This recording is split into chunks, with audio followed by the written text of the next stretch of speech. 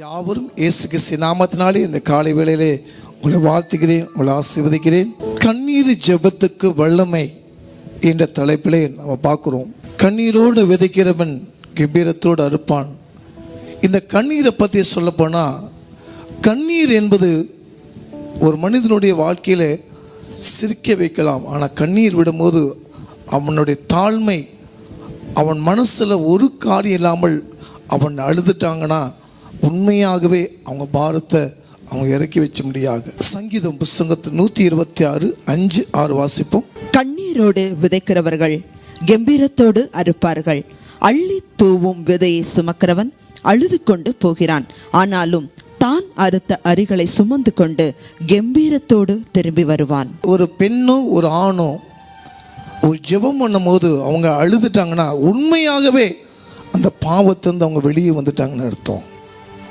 ஒரு மனுஷன் கண்ணீர் விடுறானா, அந்த கண்ணீர் ஆண்டு சமூகத்தில் விடும் போது உண்மையாகவே அந்த தாழ்மை, அந்த கண்ணீர் விடும் போது ஆண்டவரே நான் ஒன்றுமில்லை.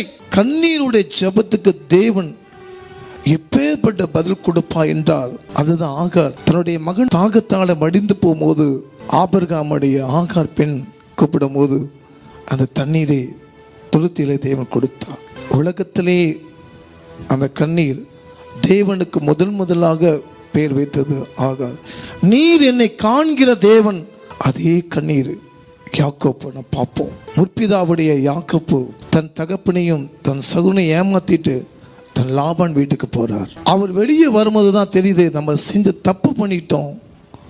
20 ஆண்டுகள் ஏசா தன் சகோதரன் என்னை கொண்டு போட்டு விடுவான்னு சொல்லி ஓடி போய் தன் மாமா வீட்டுக்கு போய் லாபான் வீட்டில் போய் 20 ஆண்டுகள் திரும்பி தன் தகப்பன் தாய் வீட்டுக்கு திரும்பி வருகிறார். யாக்கோப்பை எப்படி தேவன் ஆசீர்வதித்தார்னா, யாக்கோப்பு கதறி அழுது ஆண்டவரே என் பாவத்தை மன்னியும் என்னை விடுவியும் சொல்லி கதறி அழுத உடனே யாக்கோப்பை தேவன் ஆசீர்வதித்தார்.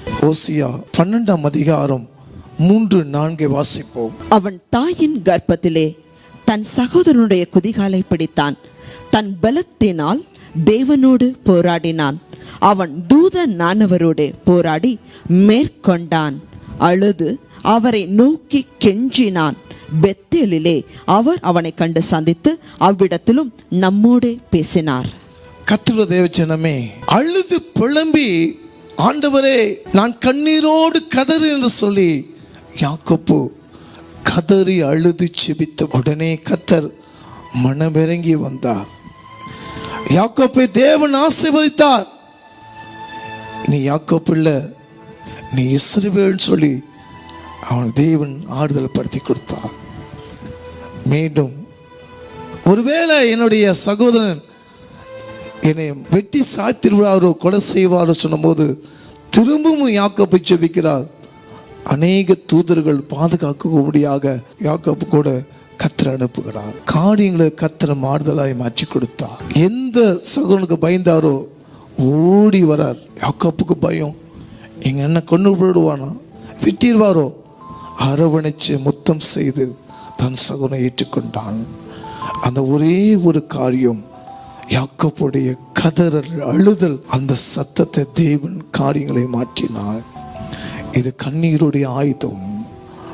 அன்பான கர்த்தருடைய தேவஜனமே, அன்னாளுடைய கண்ணீரை மாற்றினார். இன்னைக்கு ஆண்டவரே நான் செய்த பாவங்களெல்லாம் மன்னியும் கதறி அழுகும் போது யாக்கோப்பை தேவன் எப்படி தொட்டு ஆசீர்வதித்தாரோ அதே மாதிரி உங்களை கர்த்தர் தொட வல்லவராக. கண்களை படி நம்ம ஜெபிப்போம். ஆண்டவரே, கண்ணீர் ஜெபத்துக்கு வல்லமை பெரியது நாங்கள் பார்த்தோப்பா. தன் தகப்பனையும் சகோதரனையும் ஏமாற்றி போகும்போது திரும்பி வரும்போது ஜெபிக்கும் போது கதறி அழுதும் போது தேவன் யாக்கோப்பை ஆசீர்வதித்த கர்த்தர். கண்ணீர் என்பது ஒரு ஆயுதமான ஜெபம். என் பிள்ளைகளுக்காக அந்த கண்ணீரோட ஜெபிக்கிற ஜெபத்தை கற்றுக் கொடுங்கப்பா. அருமையான பார்த்து கொடுக்க கர்த்தர் தேவஜனமே, எனக்கு பதில் வரலையே, கர்த்தரிடத்துல பதில் காத்திருக்கிற ஒவ்வொரு பிள்ளைகளும் கண்ணீரை கணக்கில் வைக்கிற தேவன், கண்ணீரை காண்கிற தேவன். கண்ணீரை தேவன் மாற்றுவா, நிந்தைகளை மாற்றுவா. நீ கண்ணீரோடு அறுக்கும் போது நீ கம்பீரத்தோடு அறுக்க உதவி செய்வா. தேவனாமே என் ஜனங்களை ஆசீர்வதி காத்துக்கொள்ளும். இயேசுவின் நாமத்தில் நல்ல பிதாவே, ஆமென்.